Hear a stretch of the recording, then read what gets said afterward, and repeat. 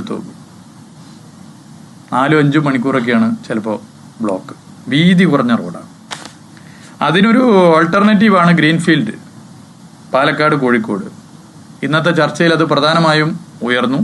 അതിൻ്റെ ഭാഗമായി ഇപ്പോൾ സംസ്ഥാന സർക്കാർ ഇതിൽ മുൻപോട്ട് വെച്ച വിഷയങ്ങളൊക്കെ പരിഹരിച്ചതിൻ്റെ ഭാഗമായി ജൂലൈ മാസം അവസാനം പാലക്കാട് കോഴിക്കോട് ഗ്രീൻഫീൽഡ് ഹൈവേയുമായി ബന്ധപ്പെട്ട എല്ലാ കാര്യങ്ങൾക്കും അംഗീകാരം നൽകും എന്ന് കേന്ദ്രമന്ത്രി ശ്രീ നിതിൻ ഗഡ്കരി ഉറപ്പ് നൽകിയിരിക്കുകയാണ്. വളരെ മലബാറിനെ സംബന്ധിച്ചിടത്തോളം സന്തോഷകരമായ ഒരു കാര്യമാണ്. കൊല്ലം ചെങ്കോട്ട ഗ്രീൻഫീൽഡ് NH 744 ഇതുമായി ബന്ധപ്പെട്ടും ചില തടസ്സങ്ങളുണ്ട്. ഇതൊക്കെ പരിഹരിച്ച് സെപ്റ്റംബർ മാസത്തിൽ കൊല്ലം ചെങ്കോട്ട ഗ്രീൻഫീൽഡിന് പച്ചക്കൊടി വീശും. നമുക്ക് അതിൻ്റെ പ്രവർത്തനങ്ങളുമായി മുന്നോട്ട് പോകാനാകും. കേരളത്തിലെ എന്നല്ല ഇന്ത്യയിലെ തന്നെ പ്രധാനപ്പെട്ട നഗരമായ എറണാകുളത്തെ ഗതാഗത കുരുക്ക് എങ്ങനെയാണെന്ന് ഞാൻ പറയേണ്ടതില്ല. അതിന് ബദലായിട്ടുള്ള എറണാകുളം ബൈപ്പാസ്, ആ ബൈപ്പാസിന് തത്വത്തിൽ അംഗീകാരം കിട്ടി. ഒരു 6 മാസത്തിനുള്ളിൽ അതിൻ്റെ മറ്റെല്ലാ കാര്യങ്ങളും പൂർത്തീകരിച്ച് മുന്നോട്ട് പോകാനാകും എന്ന തീരുമാനവും കേന്ദ്രമന്ത്രി ഇന്നത്തെ ചർച്ചയുടെ ഭാഗമായി അറിയിച്ചു എന്നുള്ളതാണ്. പിന്നെ നമ്മൾ കുറേ പദ്ധതികൾ ഇതുമായി ബന്ധപ്പെട്ട് മുന്നോട്ട് വെച്ചിട്ടുണ്ട്. ഞാൻ ഓരോന്നോരോന്ന് എടുത്ത് പറയുന്നില്ല, അത് പിന്നീട് പത്രക്കുറിപ്പിൽ അറിയിക്കാം. എന്നാൽ പ്രധാനമായും ചില പദ്ധതികൾ പറയാം. അത് എയർപോർട്ടുകളുമായി ബന്ധപ്പെട്ട റോഡുകളാണ്. ആ റോഡുകൾക്കും ഇതുപോലെ പെട്ടെന്ന് ഇടപെടൽ നടത്താം എന്ന് പറഞ്ഞിട്ടുണ്ട്. ഒന്ന് NH 66 നിന്നും കണ്ണൂർ എയർപോർട്ടിലേക്ക് പെട്ടെന്ന് എത്താനും, അതുപോലെ തന്നെ 2 രാമനാട്ടുകര ജംഗ്ഷനിൽ നിന്നും കോഴിക്കോട്ട് എയർപോർട്ടിലെത്താനും. ഇതൊരുപാട് ചർച്ച ചെയ്യപ്പെട്ട റോഡാണ്.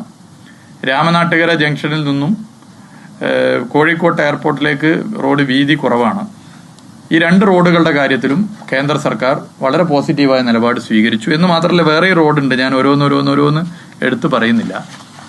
അത് ദീർഘകാലമായി നാട് ആഗ്രഹിക്കുന്നതാണ്, പദ്ധതികളാണ്. അപ്പം ഇതും യാഥാർത്ഥ്യമായിരിക്കുകയാണ്. പിന്നെ ചില ആവശ്യങ്ങൾ, പ്രശ്നങ്ങൾ ശ്രദ്ധയിൽപ്പെടുത്തിയിട്ടുണ്ട്. ഇപ്പോൾ 5550 കോടി രൂപ NH 66 വേണ്ടി ചെലവഴിച്ച പണം കിഫ്ബി ഫണ്ടിംഗ് ആണ്. അത് കടമെടുപ്പ് പരിധിയിൽ വന്നതിന്റെ ഭാഗമായുള്ള പ്രയാസം അത് യഥാർത്ഥത്തിൽ ഡബിൾ ആവുകയാണ് ചെയ്യുന്നത്. ഇത്തരം പ്രശ്നങ്ങൾ ഉൾപ്പെടെ ശ്രദ്ധയിൽപ്പെടുത്തിയിട്ടുണ്ട്. അത് ഒരു ഉപരിതല ഗതാഗത വകുപ്പിന് മാത്രം പരിഹരിക്കാൻ പറ്റുന്നൊരു പ്രശ്നമല്ല. കേന്ദ്ര ധനകാര്യ വകുപ്പും കേന്ദ്ര ഗവൺമെന്റ് ആകെ അതിലെടുക്കേണ്ട നിലപാടുകളൊക്കെയാണ്. അപ്പോൾ ഇതും ശ്രദ്ധയിൽപ്പെടുത്തിയിട്ടുണ്ട്. അപ്പോൾ പൊതുവെ ഇന്ന് പോയ 2 പ്രധാന കാര്യങ്ങൾ, ഒന്ന് ദേശീയപാത 66 നിർമ്മാണവുമായി ബന്ധപ്പെട്ട പ്രശ്നം, 2 പുതിയ പദ്ധതികൾ.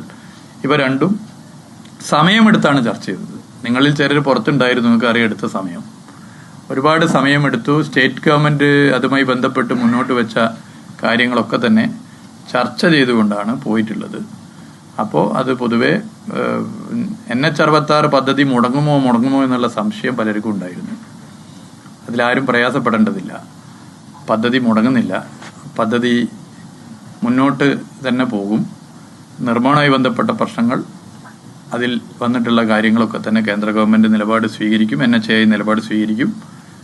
എന്നാൽ പദ്ധതി ഒരു തരത്തിലും മുടങ്ങാൻ വേണ്ടി പോകുന്നില്ല. അപ്പം ഇതാണ് പൊതുവെ നിങ്ങളോട് പറയാനുള്ളത്.